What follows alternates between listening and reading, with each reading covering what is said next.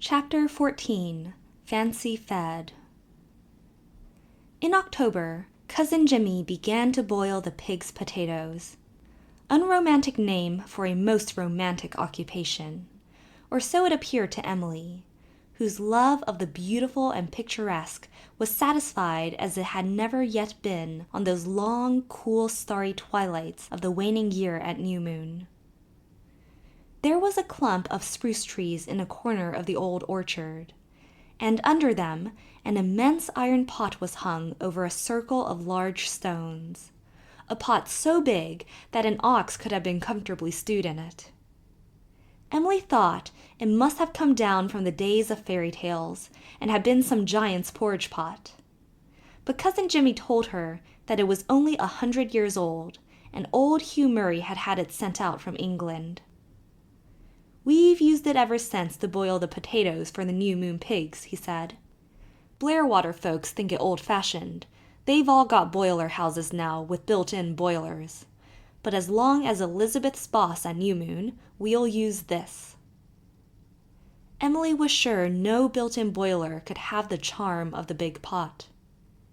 She helped Cousin Jimmy fill it full of potatoes after she came from school. Then, when supper was over, Cousin Jimmy lighted the fire under it and puttered about it all the evening. Sometimes he poked the fire. Emily loved that part of the performance, sending glorious streams of rosy sparks upward into the darkness. Sometimes he stirred the potatoes with a long pole, looking, with his queer forked gray beard and belted jumper, just like some old gnome or troll of Northland story mixing the contents of a magical cauldron. And sometimes he sat beside Emily on the gray granite boulder near the pot and recited his poetry for her. Emily liked this best of all, for Cousin Jimmy's poetry was surprisingly good, at least in spots, and Cousin Jimmy had fit audience though few in the slender little maiden with her pale, eager face and rapt eyes. They were an odd couple, and they were perfectly happy together. Blairwater people thought Cousin Jimmy a failure and a mental weakling, but he dwelt in an ideal world of which none of them knew anything. He had recited his poems 100 times thus as he boiled the pig's potatoes. The ghosts of a score of autumns haunted the clump of spruces for him. He was an odd, ridiculous figure enough, bent and wrinkled and unkempt, gesticulating awkwardly as he recited. But it was his hour. He was no longer simple Jimmy Murray, but a prince in his own realm. For a little while, he was strong and young and splendid and beautiful, a credited master of song to a listening, enraptured world. None of his prosperous, sensible Blairwater neighbors ever lived through such an hour. He would not have exchanged places with one of them. Emily, listening to him, felt vaguely that if it had not been for that unlucky push into the new moon well, this queer little man beside her might have stood in the presence of kings. But Elizabeth had pushed him into the new moon well, and as a consequence he boiled pig's potatoes and recited to Emily. Emily, who wrote poetry too, and loved these evenings so much that she could not sleep after she went to bed until she had composed a minute description of them. The flash came almost every evening over something or other. The wind women swooped or purred in the tossing boughs above them. Emily had never been so near to seeing her. The sharp air was full of the pleasant tang of the burning spruce cones Cousin Jimmy shoveled under the pot. Emily's furry kitten, Mike the Second, frisked and scampered about like a small, charming demon of the night. The fire glowed with beautiful redness and allure through the gloom. There were nice whispery sounds everywhere. The great big dark lay spread around them, full of mysteries that daylight never revealed. And over all a purple sky powdered with stars. Ilsa and Teddy came too on some evenings. Emily always knew when Teddy was coming, for when he reached the old orchard he whistled his call, the one he used just for her. A funny, dear little call, like 3 clear bird notes, the first just medium pitch, the second higher, and the third dropping away into lowness and sweetness long drawn out, like the echoes in the bugle song that went clearer and further in their dying. That call always had an odd effect on Emily. It seemed to her that it fairly drew the heart out of her body, and she had to follow it. She thought Teddy could have whistled her clear across the world with those 3 magic notes. Whenever she heard it, she ran quickly through the orchard and told Teddy whether Cousin Jimmy wanted him or not, because it was only on certain nights that Cousin Jimmy wanted anybody but her. He would never recite his poetry to Ilsa or Teddy, but he told them fairy tales and tales about the old dead-and-gone Murrays in the pond graveyard that were as queer sometimes as the fairy stories. And Ilsa would recite, too, doing better there than she ever did anywhere else. And sometimes Teddy lay sprawled out on the ground beside the big pot and drew pictures by the light of the fire. Pictures of Cousin Jimmy stirring the potatoes. Pictures of Ilsa and Emily dancing hand in hand around it like 2 small witches. Pictures of Mike's cunning little whiskered face peering around the old boulder. Pictures of weird, vague faces crowding in the darkness outside their enchanted circle. They had very wonderful evenings there, those 4 children. "Oh, don't you like the world at night, Ilsa?" Emily once said rapturously. Ilsa glanced happily around her. Poor little neglected Ilsa, who found in Emily's companionship what she had hungered for all her short life, and who was, even now, being led by love into something of her rightful heritage. "Yes," she said, "and I always believe there is a God when I'm here like this." Then the potatoes were done, and Cousin Jimmy gave each of them one before he mixed in the bran. They broke them in pieces on plates of birch bark, sprinkled them with the salt which Emily had cached in a small box under the roots of the biggest spruce, and ate them with gusto. No banquet of gods was ever as delicious as those potatoes.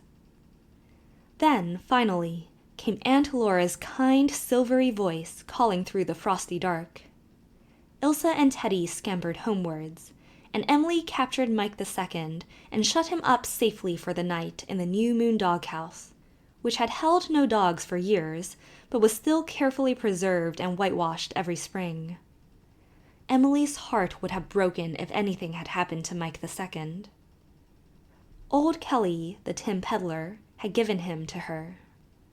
Old Kelly had come round through Blair Water every fortnight from May to November for 30 years, perched on the seat of a bright red peddler's wagon and behind a dusty, ambling red pony, of that peculiar gait and appearance pertaining to the ponies of country peddlers. A certain placid, unhasting leanness, as of a nag that has encountered troubles of his own, and has lived them down by sheer patience and staying power. From the bright red wagon proceeded a certain metallic rumbling and clinking as it bowled along, and 2 huge nests of tin pans on its flat rope-encircled roof flashed back the sunlight so dazzlingly that old Kelly seemed the beaming sun of a little planetary system all his own. A new broom, sticking up aggressively at each of the 4 corners, gave the wagon a resemblance to a triumphal chariot. Emily hankered secretly for a ride in old Kelly's wagon. She thought it must be very delightful. Old Kelly and she were great friends. She liked his red, clean-shaven face under his plug hat, his nice twinkly blue eyes, his brush of upstanding sandy hair, and his comical pursed-up mouth, the shape of which was partly due to nature and partly to much whistling. He always had a little 3-cornered paper bag of lemon drops for her, or a candy stick of many colors, which he smuggled into her pocket when Aunt Elizabeth wasn't looking. And he never forgot to tell her that he supposed she'd soon be thinking of getting married, for old Kelly thought that the surest way to please a female creature of any age was to tease her about getting married. One day, instead of candy, he produced a plump gray kitten from the back drawer of his wagon and told her it was for her. Emily received the gift rapturously. But after old Kelly had rattled and clattered away, Aunt Elizabeth told her they did not want any more cats at New Moon. "Oh, please let me keep it, Aunt Elizabeth," Emily begged. "It won't be a bit of bother to you. I have had experience in bringing up cats, and I'm so lonesome for a kitten. Saucy Sal is getting so wild running with the barn cats that I can't associate with her like I used to do. And she never was nice to cuddle. Please, Aunt Elizabeth." Aunt Elizabeth would not and did not please. She was in a very bad humor that day, anyhow. Nobody knew just why. In such a mood, she was entirely unreasonable. She would not listen to anybody. Laura and Cousin Jimmy had to hold their tongues, and Cousin Jimmy was bidden to take the gray kitten down to the Blair water and drown it. Emily burst into tears over this cruel command, and this aggravated Aunt Elizabeth still further. She was so cross that Cousin Jimmy dared not smuggle the kitten up to the barn, as he had at first planned to do. "Take that beast down to the pond and throw it in, and come back and tell me you've done it," said Elizabeth angrily. "I mean to be obeyed. New Moon is not going to be made a dumping ground for old Jock Kelly's superfluous cats." Cousin Jimmy did as he was told, and Emily would not eat any dinner. After dinner, she stole mournfully away through the old orchard, down the pasture to the pond. Just why she went she could not have told, but she felt that go she must.